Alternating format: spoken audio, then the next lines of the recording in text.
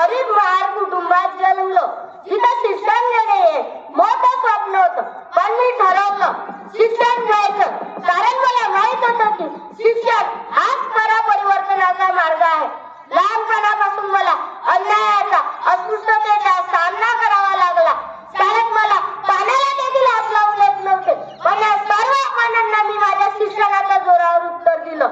उच्च शिक्षणासाठी परदेशात गेलो, डॉक्टरेट मिळवली आणि परत भारतात आलो माझ्या लोकांसाठी लढण्यासाठी.